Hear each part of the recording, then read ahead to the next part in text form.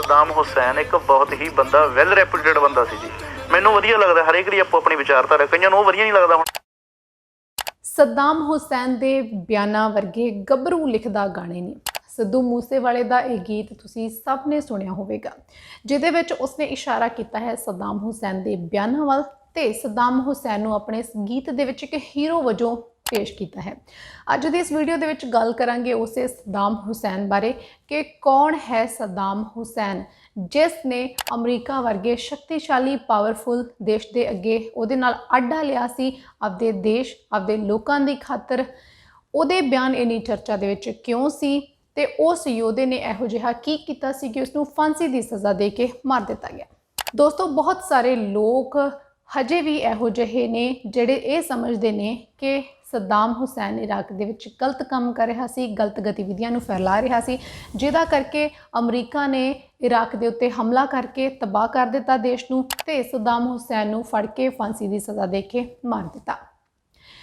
ਪਰ ਜੇ ਦੇਖਿਆ ਜਾਵੇ ਤਾਂ ਸਦਾਮ ਹੁਸੈਨ ਉਹਦੇ ਨਿੱਜੀ ਮਸਲੇ ਜੋ ਮਰਜ਼ੀ ਰਹੇ ਹੋਣ, ਉਹ ਆਪਦੀ ਨਿੱਜੀ ਜ਼ਿੰਦਗੀ ਦੇ ਵਿੱਚ ਜਿਹੋ ਜਿਹਾ ਮਰਜ਼ੀ ਹੋਵੇ, ਉਹਦੀਆਂ ਆਦਤਾਂ ਭਾਵੇਂ ਖਰਾਬ ਹੋਣ, ਪਰ ਉਹ ਆਪਦੇ ਦੇਸ਼ ਦੇ ਵਾਸਤੇ ਇੱਕ ਸੱਚਾ ਕ੍ਰਾਂਤੀਕਾਰੀ ਲੀਡਰ ਸੀ, ਜਿਹਨੇ ਕਿ ਆਪਦੇ ਦੇਸ਼ ਨੂੰ ਅਮਰੀਕਾ ਦੇ ਸਾਮਰਾਜ ਦਾ ਹਿੱਸਾ ਬਣਾਉਣ ਤੋਂ ਇਨਕਾਰ ਕਰ ਦਿੱਤਾ ਸੀ। ਤੇ ਇਹ ਗੱਲ ਜਿਹੜੀ ਹੈ ਅਮਰੀਕਾ ਨੂੰ ਬਿਲਕੁਲ ਵੀ ਪਸੰਦ ਨਹੀਂ ਸੀ ਆਈ ਤੇ ਫਿਰ ਇੱਕ ਜਾਲ ਇਹੋ ਜਿਹਾ ਬੁਣਿਆ ਗਿਆ, ਇੱਕ ਚਾਲ ਇਹੋ ਜਿਹੀ ਖੇਡੀ ਗਈ ਕਿ ਸਦਾਮ ਹੁਸੈਨ ਦਾ ਦੇਸ਼ ਤਬਾਹ ਕਰ ਦਿੱਤਾ ਗਿਆ ਤੇ ਸਦਾਮ ਹੁਸੈਨ ਨੂੰ ਫਾਂਸੀ ਦੇ ਤਖਤੇ ਉੱਤੇ ਲਟਕਾ ਦਿੱਤਾ ਗਿਆ।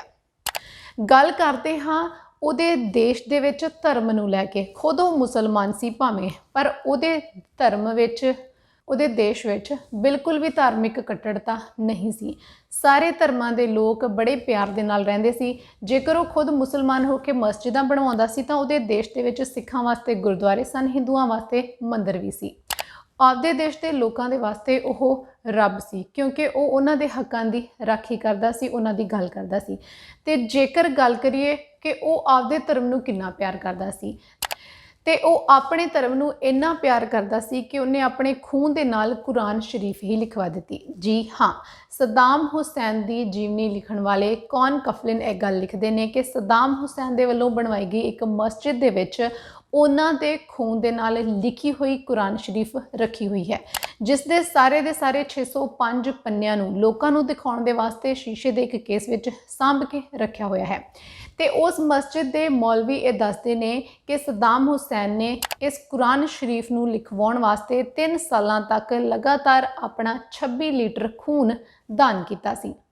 ਸਦਾਮ ਆਪਣੇ ਦੇਸ਼ ਦੇ ਲੋਕਾਂ ਨੂੰ ਆਪਣਾ ਸਮਝਦਾ ਸੀ, ਉਹਨਾਂ ਦੇ ਦਰਦ ਨੂੰ ਆਪਣਾ ਸਮਝਦਾ ਸੀ ਤੇ ਇਸ ਦਾ ਕਾਰਨ ਸ਼ਾਇਦ ਇਹ ਮੰਨਿਆ ਜਾਂਦਾ ਹੈ ਕਿ ਸਦਾਮ ਨੇ ਖੁਦ ਆਪਣਾ ਬਚਪਨ ਬਹੁਤ ਹੀ ਦਰਦਨਾਕ ਤਰੀਕੇ ਦੇ ਨਾਲ ਗੁਜ਼ਾਰਿਆ। ਬਚਪਨ ਦੇ ਵਿੱਚ ਉਹਦੇ ਪਰਿਵਾਰ ਦੇ ਕੋਲ ਉਸਨੂੰ ਇੱਕ ਜੁੱਤੀ ਖਰੀਦ ਕੇ ਦੇਣ ਦੇ ਪੈਸੇ ਵੀ ਨਹੀਂ ਸੀ, ਪਰ ਜਦੋਂ ਉਹ ਹੁਣ ਇਰਾਕ ਦਾ ਰਾਸ਼ਟਰਪਤੀ ਸੀ ਤਾਂ ਉਹ ਬਹੁਤ ਹੀ ਆਲੀਸ਼ਾਨ ਤਰੀਕੇ ਦੇ ਨਾਲ ਰਹਿੰਦਾ ਸੀ ਤੇ ਉਸਦੇ ਸ਼ੌਂਕ ਬਹੁਤ ਹੀ ਮਹਿੰਗੇ ਸਨ। ਸਦਾਮ ਦੇ ਰਾਜ ਵਿੱਚ 2 ਪਹੀਆ 3 ਪਹੀਆ ਵਾਹਨਾਂ ਦੇ ਵਾਸਤੇ ਪੈਟਰੋਲ ਡੀਜ਼ਲ ਦੀ ਸਹੂਲਤ ਬਿਲਕੁਲ ਮੁਫਤ ਸੀ। ਸ਼ਰਤ ਇਹ ਸੀ ਕਿ ਪੈਟਰੋਲ ਡੀਜ਼ਲ ਜਿਹੜਾ ਆ ਉਹ ਲੋੜਵੰਦ ਨੂੰ ਆਪਣੇ ਆਪ ਪੈਟਰੋਲ ਪੰਪ ਤੋਂ ਭਰਨਾ ਪੈਂਦਾ ਸੀ। ਤੇ ਇੱਥੇ ਇੱਕ ਗੱਲ ਹੋਰ ਦੱਸ ਦਈਏ ਕਿ ਉਸ ਵੇਲੇ ਕੁਵੈਤ ਵੀ ਇਰਾਕ ਦਾ ਹੀ ਇੱਕ ਹਿੱਸਾ ਸੀ, ਜਿਵੇਂ ਕਿ ਲਹਿੰਦਾ ਪੰਜਾਬ ਜਾਂ ਫਿਰ ਚੜ੍ਹਦਾ ਪੰਜਾਬ 1947 ਤੋਂ ਪਹਿਲਾਂ ਇੱਕੋ ਹੀ ਹਿੱਸਾ ਸਨ। ਸਦਾਮ ਹੁਸੈਨ ਨੂੰ ਫਾਂਸੀ ਦੀ ਸਜ਼ਾ ਦਿੱਤੀ ਗਈ ਇੱਕ 25 ਸਾਲ ਪੁਰਾਣੇ ਕਤਲ ਕੇਸ ਦੇ ਵਿੱਚ, ਜਿਹੜਾ ਕਿ ਪੂਰੀ ਤਰ੍ਹਾਂ ਨਾਲ ਇੱਕ ਝੂਠ ਦਾ ਪੁਲੰਦਾ ਸੀ। ਸਾਮਰਾਜੀਆਂ ਨੇ ਸਦਾਮ ਹੁਸੈਨ ਨੂੰ ਬਦਨਾਮ ਕਰਨ ਦੇ ਲਈ ਅਤੇ ਉਸੇ ਦੇ ਦੇਸ਼ ਦੇ ਕੁਦਰਤੀ ਸਾਧਨ ਜਿਵੇਂ ਕਿ ਤੇਲ ਭੰਡਾਰ ਆਦਿ ਦੇ ਉੱਤੇ ਕਬਜ਼ਾ ਕਰਨ ਦੇ ਲਈ ਫਿਰਕੂ ਤੇ ਸਮਾਜ ਦੇ ਵਾਸਤੇ ਉਸ ਨੂੰ ਖਤਰਨਾਕ ਇਨਸਾਨ ਬਣਾ ਦਿੱਤਾ। ਤੇ ਇਸ ਵਾਸਤੇ ਸਾਮਰਾਜੀਆਂ ਨੇ ਆਪਣੇ ਦੇਸ਼ ਦੇ ਮੀਡੀਆ ਦਾ, ਆਪਣੀ ਆਰਮੀ ਦਾ ਤੇ ਆਪਣੇ ਪਿੱਠੂ ਗੁਲਾਮ ਬਸਤੀ ਦੇਸ਼ਾਂ ਦਾ ਰੱਜ ਕੇ ਸਾਥ ਲਿਆ। ਇੱਕ ਹੱਸਦੇ ਵਸਦੇ ਦੇਸ਼ ਇਰਾਕ ਨੂੰ ਤਬਾਹ ਕਰ ਦਿੱਤਾ, ਉਹਦੇ ਤੇ ਹਮਲਾ ਕਰਕੇ, ਤੇ ਉੱਥੋਂ ਦੇ ਸੱਚੇ ਦੇਸ਼ ਭਗਤ ਨੂੰ ਫਾਂਸੀ ਦੀ ਸਜ਼ਾ ਦੇ ਕੇ ਮਾਰ ਦਿੱਤਾ ਗਿਆ।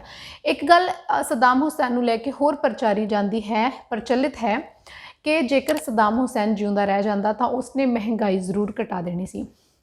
ਇਹ ਮੰਨਿਆ ਜਾਂਦਾ ਆ ਕਿ ਮਹਿੰਗਾਈ ਵਧਣ ਦਾ ਸਭ ਤੋਂ ਵੱਡਾ ਕਾਰਨ ਹੈ ਪੈਟਰੋਲੀਅਮ ਪਦਾਰਥ। ਜਦੋਂ ਪੈਟਰੋਲੀਅਮ ਪਦਾਰਥ ਦਾ ਰੇਟ ਵੱਧਦਾ ਹੈ ਤਾਂ ਟਰਾਂਸਪੋਰਟ ਦਾ ਖਰਚਾ ਵੱਧਦਾ ਹੈ, ਟਰਾਂਸਪੋਰਟ ਦਾ ਖਰਚਾ ਵੱਧਦਾ ਹੈ ਤਾਂ ਮਹਿੰਗਾਈ ਵੀ ਵੱਧਦੀ ਹੈ। ਤੇ ਜੇਕਰ ਟਰਾਂਸਪੋਰਟ ਦਾ ਖਰਚਾ ਘਟ ਜਾਂਦਾ ਹੈ ਤਾਂ ਆਪਣੇ ਆਪ ਹੀ ਇਹ ਸਾਰੀ ਚੀਜ਼ ਇੱਕ ਦੂਸਰੇ ਨਾਲ ਰਲੀ ਮਿਲੀ ਇੱਕ ਪ੍ਰੋਸੈਸ ਹੈ, ਤਾਂ ਜਿਹੜਾ ਖਰਚਾ ਮਹਿੰਗਾਈ ਹੈ ਉਹ ਵੀ ਘਟ ਜਾਂਦੀ ਹੈ। ਤੇ ਇਰਾਕ ਦੇ ਵਿੱਚ ਇਰਾਕ ਦੇ ਕੋਲ ਖੁਦ ਕੁਦਰਤੀ ਸਾਧਨ ਸੀ, ਜੋ ਤੇਲ ਹੈ ਇੰਡੀਆ ਆ ਜਾਂ ਫਿਰ ਹੋਰ ਮੁਲਕ ਆ ਬਾਹਰਲੇ ਦੇਸ਼ਾਂ ਤੋਂ ਖਰੀਦਦੇ ਨੇ, ਇਹਨਾਂ ਦੀ ਅਦਾਇਗੀ ਜਿਹੜੀ ਹੈ ਉਹ ਡਾਲਰਾਂ ਦੇ ਵਿੱਚ ਕਰਨੀ ਪੈਂਦੀ ਹੈ ਸਾਰੇ ਦੇਸ਼ਾਂ ਨੂੰ। ਤੇ ਸਦਾਮ ਹੁਸੈਨ ਨੇ ਦੁਨੀਆ ਦੇ ਦੇਸ਼ਾਂ ਨੂੰ ਇਹ ਕਿਹਾ ਸੀ ਕਿ ਇਰਾਕ ਤੋਂ ਪੈਟਰੋਲੀਅਮ ਪਦਾਰਥ ਖਰੀਦਣ ਤੇ ਜਿਹੜੀ ਅਦਾਇਗੀ ਹੈ ਉਹ ਆਪੋ ਆਪਣੇ ਦੇਸ਼ਾਂ ਦੀ ਕਰੰਸੀ ਦੇ ਮੁਤਾਬਕ ਹੀ ਕਰਨ, ਤੇ ਇਰਾਕ ਇਹਦੇ ਤੇ ਵੀ ਉਹਨਾਂ ਦੇਸ਼ਾਂ ਨੂੰ ਛੋਟ ਦੇਵੇਗਾ। ਪਰ ਪੂੰਜੀਵਾਦੀ ਜਿਹੜੇ ਦੇਸ਼ ਆ ਮੁਲਕ ਆ ਉਹਨਾਂ ਨੂੰ ਸਦਾਮ ਦੀ ਨੀਤੀ ਪਸੰਦ ਨਹੀਂ ਸੀ ਆਈ। ਜੇਕਰ ਸਦਾਮ ਹੁਸੈਨ ਦੀ ਨੀਤੀ ਕਾਮਯਾਬ ਹੋ ਜਾਂਦੀ ਤਾਂ ਮੰਨ ਲਓ ਕਿ ਦੁਨੀਆ ਦੇ ਵਿੱਚੋਂ ਪੂਰੀ ਤਰ੍ਹਾਂ ਮਹਿੰਗਾਈ ਨਾ ਵੀ ਖਤਮ ਹੁੰਦੀ ਪਰ ਘਟ ਜ਼ਰੂਰ ਜਾਣੀ ਸੀ। ਤੇ ਜੇਕਰ ਇਹ ਨੀਤੀ ਸਦਾਮ ਹੁਸੈਨ ਦੀ ਕਾਮਯਾਬ ਹੋ ਜਾਂਦੀ ਤਾਂ ਅਮਰੀਕਾ ਜਾਂ ਫਿਰ ਇਹਦੇ ਨਾਲ ਦੇ ਜਿਹੜੇ ਸਾਥੀ ਦੇਸ਼ ਨੇ ਉਹਨਾਂ ਦੇ ਸਾਮਰਾਜ ਦਾ ਕਿਲਾ ਜ਼ਰੂਰ ਢਹਿ ਢੇਰੀ ਹੋ ਜਾਣਾ ਸੀ, ਤੇ ਅਮਰੀਕਾ ਕੈਨੇਡਾ ਵਾਂਗ ਦੂਜੇ ਦੇਸ਼ਾਂ ਨੇ ਵੀ ਵਿਕਸਿਤ ਹੋਣਾ ਸੀ, ਉਹਨਾਂ ਨੇ ਵੀ ਵਿਕਾਸ ਦੇ ਰਾਹ ਤੇ ਤੁਰ ਪੈਣਾ ਸੀ। ਤੇ ਇਹ ਗੱਲ ਜਿਹੜੀ ਹੈ ਇਹਨਾਂ ਸਾਮਰਾਜੀਆਂ ਨੂੰ ਜਾਂ ਫਿਰ ਸ਼ਕਤੀਸ਼ਾਲੀ ਦੇਸ਼ ਜਿਹੜੇ ਇਹਨਾਂ ਨੂੰ ਬਿਲਕੁਲ ਗਵਾਰਾ ਨਹੀਂ ਸੀ ਖਾਂਦੀ। ਸਦਾਮ ਹੁਸੈਨ ਦੇ ਉੱਤੇ ਇਹ ਇਲਜ਼ਾਮ ਵੀ ਲਾਏ ਗਏ ਕਿ ਸਦਾਮ ਦੇ ਕੋਲ ਇਰਾਕ ਦੇ ਵਿੱਚ ਵੱਡੀ ਮਾਤਰਾ ਵਿੱਚ ਵੱਡੇ ਪੱਧਰ ਦੇ ਉੱਤੇ ਬੜੇ ਹੀ ਤਬਾਹੀਕੁਨ ਤੇ ਆਧੁਨਿਕ ਹਥਿਆਰ ਹਨ। ਪਰ ਅਖੀਰ ਦੇ ਵਿੱਚ ਜਦੋਂ ਇਹਦੀ ਪੂਰੀ ਜਾਂਚ ਪੜਤਾਲ ਕੀਤੀ ਗਈ ਸੀ ਕਿ ਇਸ ਤਰ੍ਹਾਂ ਦੀ ਕੋਈ ਵੀ ਹਥਿਆਰ ਜਿਹੜੇ ਆ ਇਰਾਕ ਦੇ ਵਿੱਚੋਂ ਨਹੀਂ ਸੀ ਲੱਭੇ। ਪਰ ਦੇਖਿਆ ਜਾਵੇ ਤਾਂ ਇੱਥੇ ਅਮਰੀਕਾ ਦੇ ਵਾਸਤੇ ਹਥਿਆਰਾਂ ਤੋਂ ਵੀ ਵੱਡਾ ਖਤਰਾ ਸਦਾਮ ਹੁਸੈਨ ਸੀ, ਸਦਾਮ ਹੁਸੈਨ ਦੇ ਬਿਆਨ ਸੀ, ਸਦਾਮ ਹੁਸੈਨ ਦੀ ਨੀਤੀ ਸੀ। ਤੇ ਸਦਾਮ ਹੁਸੈਨ ਨੂੰ ਸੱਤਾ ਤੋਂ ਹਟਾਉਣਾ ਅਮਰੀਕਾ ਦੇ ਵਾਸਤੇ ਸਭ ਤੋਂ ਵੱਡਾ ਮੁੱਦਾ ਬਣਿਆ ਹੋਇਆ ਸੀ। ਤੇ ਇਸ ਤਰ੍ਹਾਂ ਡਰਦੇ ਹੋਏ ਅਮਰੀਕਾ ਨੇ ਇਰਾਕ ਦੇ ਉੱਤੇ ਬੜੇ ਝੂਠੇ ਇਲਜ਼ਾਮ ਲਗਾਏ ਤੇ ਉਸ ਇਰਾਕ ਨੂੰ ਤਬਾਹ ਕਰ ਦਿੱਤਾ। ਮਗਰ ਜਿਹੜਾ ਇਹ ਤਾੜੀਆਂ ਮਾਰਨ ਵਾਲੇ ਅੰਨੇ ਲੋਕ ਨੇ ਜਾਂ ਫਿਰ ਗੁਲਾਮ ਲੋਕ ਨੇ ਜਾਂ ਦੇਸ਼ ਦਾ ਮੀਡੀਆ ਸੀਗਾ, ਉਸ ਨੇ ਵੀ ਅਮਰੀਕਾ ਦਾ ਪੂਰਾ ਰੱਜ ਕੇ ਸਾਥ ਦਿੱਤਾ। ਦੱਸ ਦਈਏ ਕਿ ਸਦਾਮ ਹੁਸੈਨ ਨੂੰ ਫੜਨ ਤੋਂ ਬਾਅਦ ਅਮਰੀਕੀ ਸਰਕਾਰ ਨੇ ਉਹਦੇ ਉੱਤੇ ਇਰਾਕ ਦੇ ਵਿੱਚ ਹੀ ਮੁਕੱਦਮਾ ਚਲਾਇਆ। ਅਦਾਲਤ ਦੇ ਵਿੱਚ ਮੁਕੱਦਮਾ ਲੜਨ ਵਾਲਾ ਵਕੀਲ ਵੀ ਇਰਾਕ ਦਾ ਹੀ ਸੀ ਤੇ ਜਿਹੜਾ ਮੁਕੱਦਮਾ ਦੇ ਉੱਤੇ ਫੈਸਲਾ ਦੇਣ ਵਾਲਾ ਜੱਜ ਸੀ ਉਹ ਵੀ ਇਰਾਕ ਦਾ ਹੀ ਸੀ, ਇਰਾਕੀ ਸੀ। ਪਰ ਇਹਨਾਂ ਸਾਰਿਆਂ ਦੀ ਡੋਰ ਕਿਸੇ ਹੋਰ ਦੇ ਹੱਥ ਵਿੱਚ ਸੀ। ਇਸ ਦਾ ਜਿਹੜਾ ਪਰਦਾਫਾਸ਼ ਆ ਉਹ ਵੀ ਸਦਾਮ ਹੁਸੈਨ ਨੇ ਭਰੀ ਅਦਾਲਤ ਦੇ ਵਿੱਚ ਕੀਤਾ ਸੀ। ਤੇ ਜਦੋਂ ਅਦਾਲਤ ਦੇ ਵਿੱਚ ਜੱਜ ਫਾਂਸੀ ਦੀ ਸਜ਼ਾ ਸੁਣਾ ਰਿਹਾ ਸੀ ਤਾਂ ਸਦਾਮ ਹੁਸੈਨ ਹੱਸ ਕੇ ਇਸ ਸਜ਼ਾ ਨੂੰ ਸੁਣ ਰਿਹਾ ਸੀ। ਸਦਾਮ ਹੁਸੈਨ ਦੇ ਰਾਜ ਪ੍ਰਬੰਧ ਦੇ ਵਿੱਚ ਹਰ ਇੱਕ ਇਰਾਕੀ ਦੀ ਆਮਦਨ ਦੁਨੀਆ ਦੇ ਬਾਕੀ ਅਮੀਰ ਦੇਸ਼ਾਂ ਦੇ ਨਾਲੋਂ ਜ਼ਿਆਦਾ ਸੀ ਤੇ ਉਸ ਦੇ ਦੇਸ਼ ਵਿੱਚ ਜਿਹੜੀਆਂ ਕੰਮਕਾਜੀ ਔਰਤਾਂ ਸੀ ਉਹ ਆਪਣੀ ਮਰਜ਼ੀ ਦੇ ਨਾਲ ਦਫ਼ਤਰ ਵਿੱਚ ਆ ਜਾ ਸਕਦੀਆਂ ਸਨ, ਆਪਣੀ ਮਰਜ਼ੀ ਦੇ ਨਾਲ ਕੰਮਕਾਜ ਕਰਦੀਆਂ ਸੀ। ਜਦੋਂ ਮਰਜ਼ੀ ਸੀ ਆ ਸਕਦੀਆਂ ਸੀ, ਜਦੋਂ ਮਰਜ਼ੀ ਸੀ ਜਾ ਸਕਦੀ ਸੀ, ਜਦੋਂ ਉਹਨਾਂ ਦੀ ਮਰਜ਼ੀ ਸੀ ਜਿੰਨਾ ਮਰਜ਼ੀ ਕੰਮ ਹੁੰਦਾ ਉਹ ਕਰ ਸਕਦੀਆਂ ਸਨ। ਤੇ ਇਸ ਬਾਰੇ ਜਦੋਂ ਸਦਾਮ ਹੁਸੈਨ ਨੂੰ ਪੁੱਛਿਆ ਗਿਆ ਤਾਂ ਸਦਾਮ ਹੁਸੈਨ ਨੇ ਇਹ ਕਿਹਾ ਕਿ ਇਰਾਕ ਦੀਆਂ ਔਰਤਾਂ ਨੇ ਬੜੇ ਲੰਬੇ ਸਮੇਂ ਤੋਂ ਗੁਲਾਮੀ ਹੀ ਕੱਟੀ ਹੈ, ਗੁਲਾਮੀ ਹੀ ਦੇਖੀ ਹੈ ਤੇ ਉਹ ਚਾਹੁੰਦਾ ਹੈ ਕਿ ਔਰਤਾਂ ਹੁਣ ਪੂਰੀ ਆਜ਼ਾਦੀ ਦੇ ਨਾਲ ਉਸ ਦੇ ਦੇਸ਼ ਵਿੱਚ ਰਹਿਣ ਤੇ ਜੀਣ। ਮੈਂ ਉਹਨਾਂ ਨੂੰ ਪੂਰੀ ਤਰ੍ਹਾਂ ਨਾਲ ਆਰਥਿਕ ਸੁਤੰਤਰਤਾ ਦੇਣੀ ਚਾਹੁੰਦਾ ਹਾਂ ਕਿਉਂਕਿ ਇਹ ਸਾਰੀਆਂ ਇਰਾਕ ਦੀਆਂ ਮਾਵਾਂ ਨੇ ਜਾਂ ਫਿਰ ਇਹਨਾਂ ਨੇ ਭਵਿੱਖ ਦੇ ਵਿੱਚ ਬਣਨਾ ਹੈ। ਇੱਕ ਹੋਰ ਗੱਲ ਸਦਾਮ ਹੁਸੈਨ ਦੇ ਰਾਜ ਵਿੱਚ ਇਹ ਸੀ ਕਿ ਔਰਤ ਰਾਤ ਨੂੰ ਘਰੋਂ ਬਾਹਰ ਇਕੱਲੀ ਆ ਜਾ ਸਕਦੀ ਸੀ, ਕਿਸੇ ਪ੍ਰਕਾਰ ਦਾ ਕੋਈ ਡਰ ਨਹੀਂ ਸੀ। ਇਹਦੇ ਬਾਰੇ ਇੱਕ ਵਿਦੇਸ਼ੀ ਪੱਤਰਕਾਰ ਨੇ ਉੱਥੋਂ ਦੀ ਇੱਕ ਔਰਤ ਨੂੰ ਪੁੱਛਿਆ ਸੀ, ਉਹਨੂੰ ਰਾਤ ਨੂੰ ਕੰਮ ਕਰਦੇ ਹੋਏ ਦੇਖਿਆ, ਪੁੱਛਿਆ ਕਿ ਤੁਹਾਨੂੰ ਡਰ ਨਹੀਂ ਲੱਗਦਾ?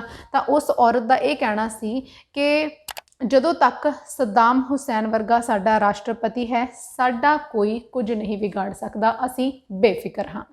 ਸੋ ਇਹ ਸੀ ਜਾਣਕਾਰੀ ਅੱਜ ਦੀ ਵੀਡੀਓ ਸਦਾਮ ਹੁਸੈਨ ਬਾਰੇ ਕਿ ਕਿਵੇਂ ਇੱਕ ਅਣਖੀਲੇ ਯੋਧੇ ਸੱਚੇ ਦੇਸ਼ ਭਗਤ ਨੂੰ ਇੱਕ ਸ਼ਕਤੀਸ਼ਾਲੀ ਪਾਵਰਫੁਲ ਦੇਸ਼ ਸਾਮਰਾਜੀਆਂ ਨੇ ਝੂਠੇ ਇਲਜ਼ਾਮ ਲਾ ਕੇ ਮਾਰ ਦਿੱਤਾ।